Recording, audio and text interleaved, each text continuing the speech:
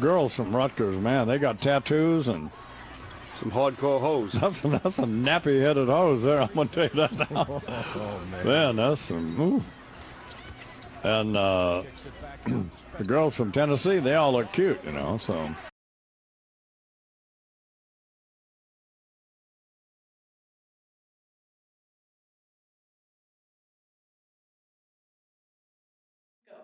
Good afternoon, everyone, and welcome to the WAA segment of tonight's broadcast. We're your hosts. I'm Morgan. I'm Kelly. I'm Heather. And I'm Carly. On tonight's episode, we're focusing on the underrepresentation of women's sports in general sports coverage and some of the terrible treatment that our women have received. This underrepresentation is unacceptable. Our female athletes work way too hard to go unrecognized. Well, that's why we're here, Kelly. We have to talk about the injustice that occurs so it doesn't happen again.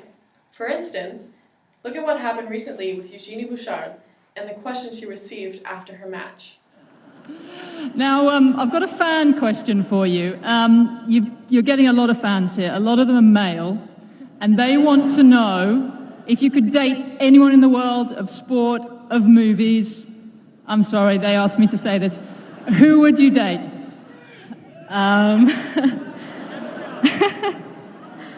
Justin Bieber? Okay. She was also congratulated on some of her finest accomplishments, one of them being having a large male fan base.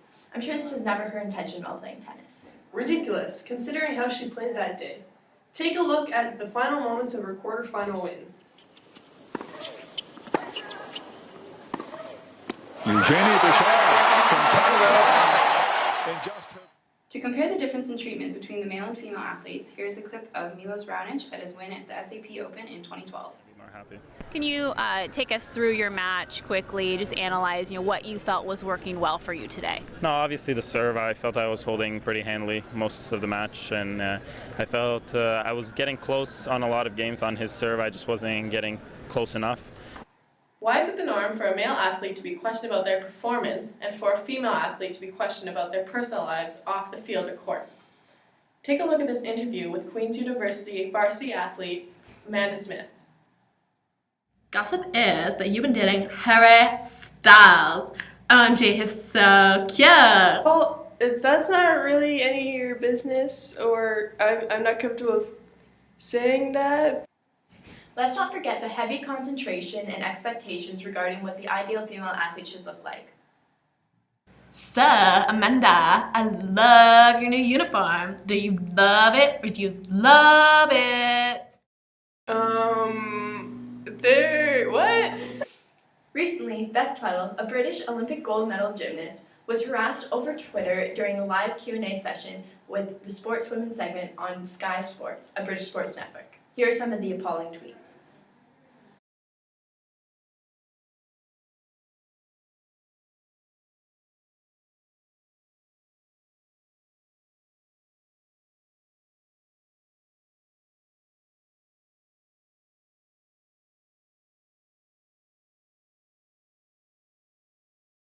Fortunately, there's a huge outrage towards these negative Twitter attacks. The network backed Tweddle up by releasing statements such as, Sky Sports is committed to supporting women's sport, and Beth's Q&A was a chance for fans to engage with one of Britain's most successful sports stars.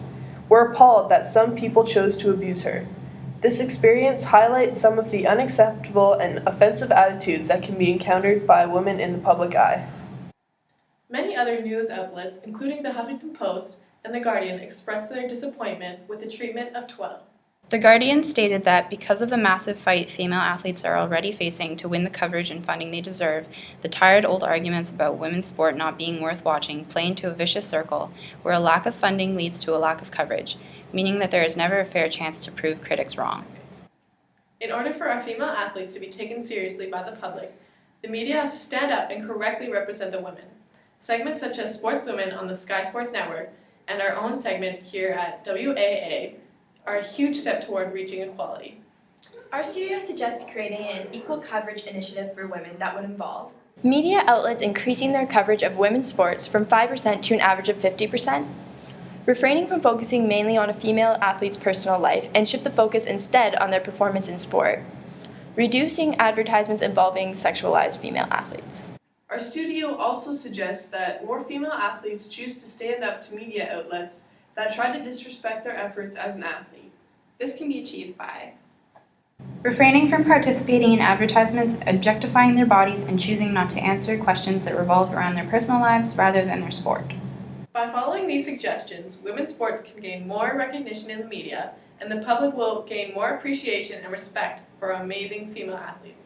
Thank you for joining us today on WAA. We hope you'll join us next time.